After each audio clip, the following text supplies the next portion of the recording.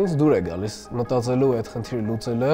այդ հաճույքը, երբ դու խնդիր ես լուծում, ամեն ինչ արժի, էլի։ Օլիմպիական ծրագրավորում լինի թե մաթեմատիկա, այդ մրցակցությունը ու այդ մրցակցության մեջ լավ արդյունք ցուցաբերելը շատ հաճելի է ու այդ միջև այդ արված ծանր աշխատանքը լիովին իրան արդարացնում է հաղթանակ տանելուց հետո։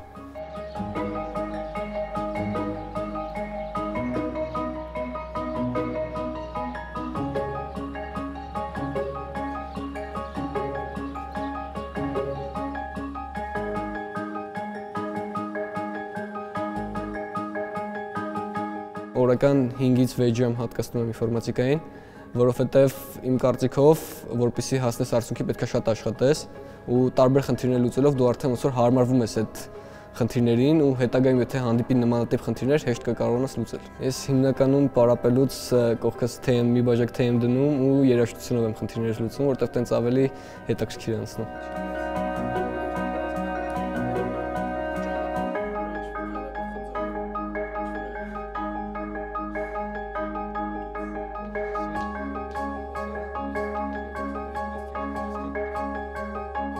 Իրականում եթե ինչ-որ մի խնդիր ես ուզում լուծես, հիմնականում է որ մի անգամից ստացվում է այդ խնդիրը ու երբ որ դու խնդիրը լուծում ես, արդեն կարող է 2 ժամ անցնի ու դու դեռ այդ խնդիրը լուծած չլինես, ինչը նորմալ է էլի։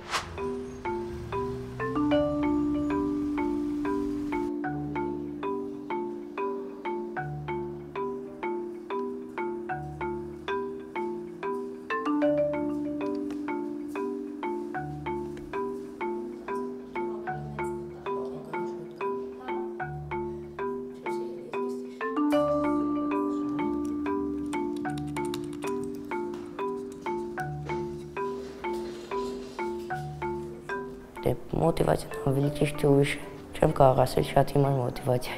Ոնց որ սայթ կա, այնտեղ ցույց է տալիս քանի օր իրար հետև այս սայթի մեջ գոնե մեկ խնդիր լուծած ունես։ Դրանով էի ոգևորվել մասնակցելուց առաջ որոշել էի գոնե հետև, բայց մեդալ ստանամ։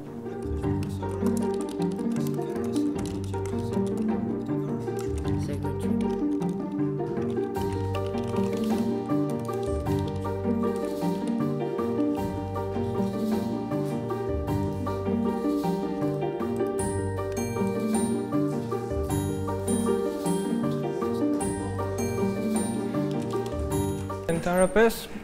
խնդիրները կազմված են ենթախնդիրներից, խնդիրը ամբողջությամբ լուծելը շատ բարդ է, պետք է հնարավորինս չափ ենթախնդիրներ կրել։ Խնդիրը բացելուց հետո փորձում ես ամենահեշտ ենթախնդիրը լուծես, որ դա քո մեջ վստահություն լինի, որ դու այս խնդիրը հասկացել ես ու հետագայում, որ խնդիրն որ քեզ ավելի շատ հոգեհարազատ է թվում, շարունակում ես դրա վրա մտածել եւ քո միավորը ավելացնել։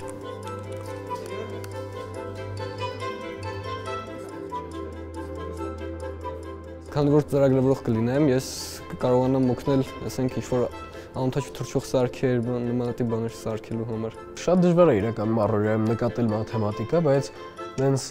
հիմա ինչ մեզ շրջապատում է, ամեն ինչի մեջ մաթեմատիկան կա, օրինակ հենց այս տեխնոլոգիաները ամեն ինչը մաթեմատիկայի շնորհիվ է։